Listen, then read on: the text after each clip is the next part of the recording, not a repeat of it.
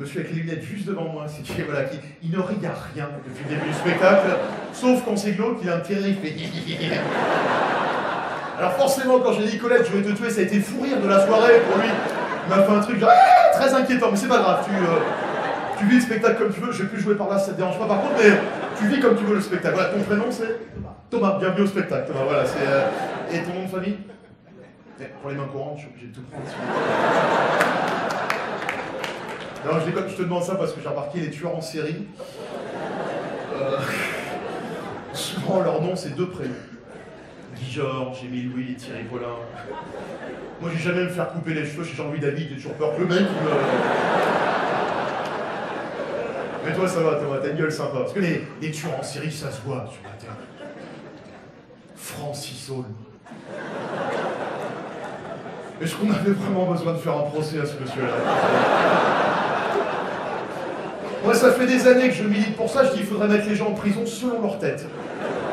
Alors chaque fois que je dis ça, les gens me regardent en disant il est complètement malade ce mec-là.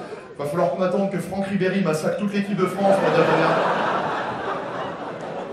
Mais j'y peux rien, je fais des blagues sur les tueurs en série, c'est à la mode en ce moment. Vous regardez l'autre là sur France 2, Christophe Ondelat, faites entrer l'accusé. C'est celui à la fin de chaque émission, il enfile son impair et est persuadé que c'est lui qui a résolu l'enquête. Et une enquête de plus pour Christophe.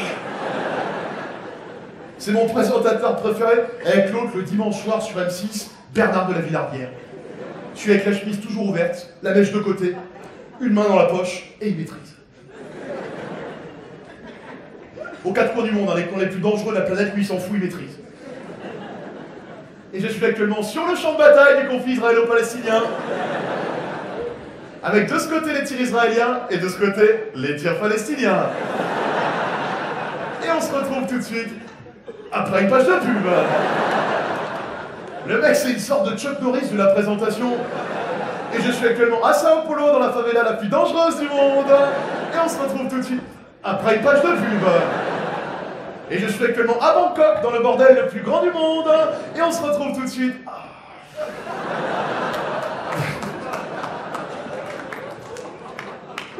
La Thaïlande aussi, ça crispe les sols. Il y en a qui ont déjà été en Thaïlande?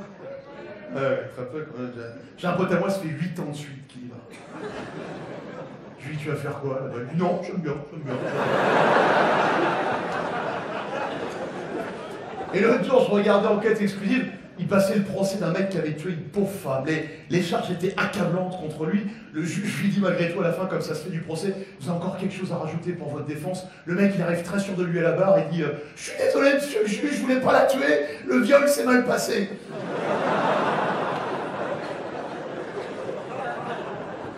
Il y a des viols qui se passent bien. Il y a des viols où à la fin la fille, tu me laisses ton 06, tu m'as... Tiens, en parlant de ça, je fais une petite parenthèse sur les 06. Je reviens au tueur en série, Thomas, j'étais venu pour ça, mais je fais une parenthèse de 2 secondes. Je ne supporte plus les 06 avec des répondeurs du type « Allô? Allô? Hello, je suis pas là !» Ou alors les déconneurs du répondeur, les trucs du genre « Après, le goudi-gougou, vous faut laisser un message. Goudi-gougou !»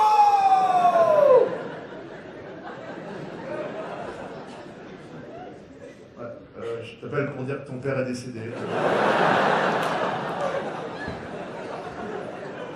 Goudi gougou.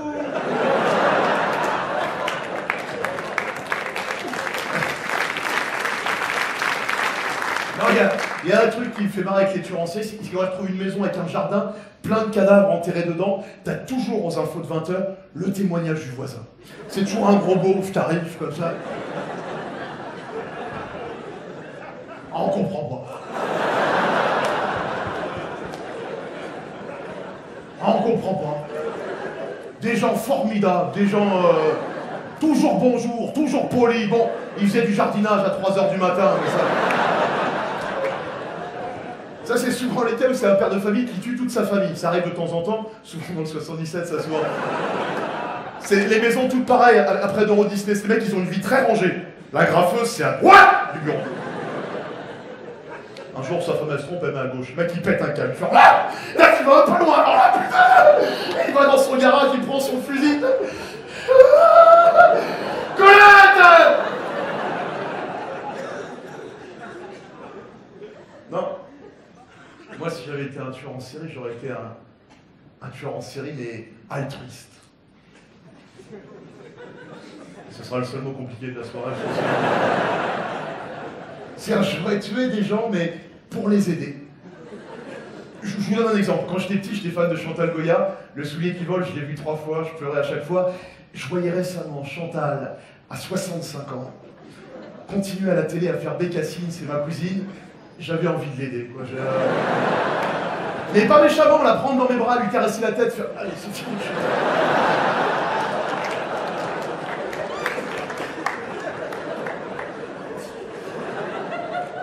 C'est pareil, récemment, je tombe par hasard à la radio, les grosses têtes de Philippe Bouvard. Le théâtre de Bouvard, Smaïn, les inconnus, ils m'ont donné envie de faire ce métier.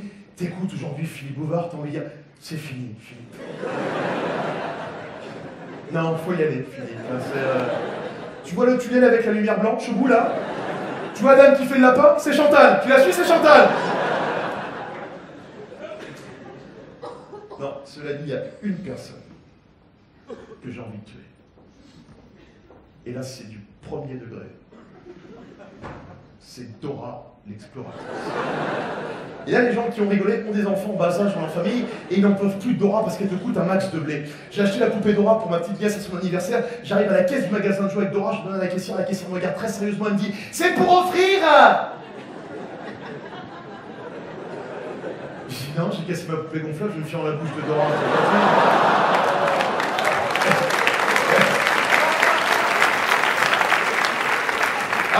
Allez dans les magasins de jouets, observez bien les parents qui achètent des jouets pour leurs enfants. Quand ils se renseignent auprès du vendeur, ils disent toujours la même chose. Ils disent toujours, il a 3 ans, mais il est très en avance. Bizarrement, t'as jamais aucun parent qui arrête qu'il a 3 ans, mais c'est un gros gueule. On n'a que des petits génies en France. Voilà, la mienne, elle a 9 ans, c'est un âge qui est formidable, ils sont tout mignons, ils retiennent tout. Après, c'est vers 12-13 ans, les ados, ça devient plus chiant. C'est pour ça que le jeu du foulard, c'est vraiment vers 11 ans qu'il faut leur apprendre.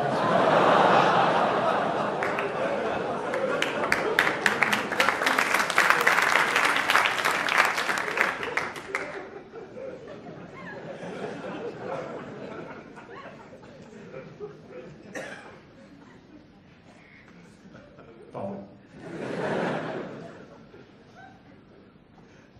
Ouais, Thomas, ça te fait marrer, toi.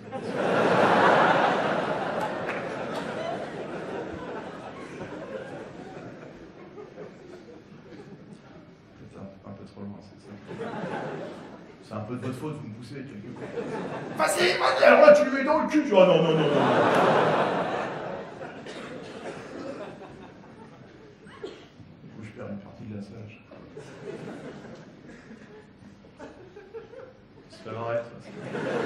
Fous-toi de ma gueule, t'as payé. C'est pas grave. La dame asiatique, elle dort, carrément. C'est une technique, c'est de la méditation.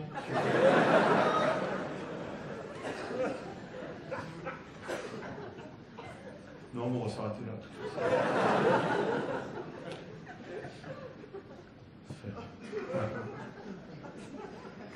Ouais, que ça m'amuse, moi.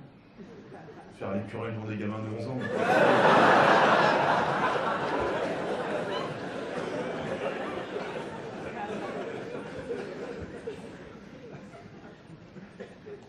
Audrey, il y en a qui jouent à la carte en déconne, mais Audrey. Dans 2-3 jours, on croisera des amis. Alors, vous êtes allé voir Fabrice Eboué? Non. Non. Il y a quelques courageux qui disent oui. C'était bien? Oui. Et bien? Oui. Mais bien? Oui.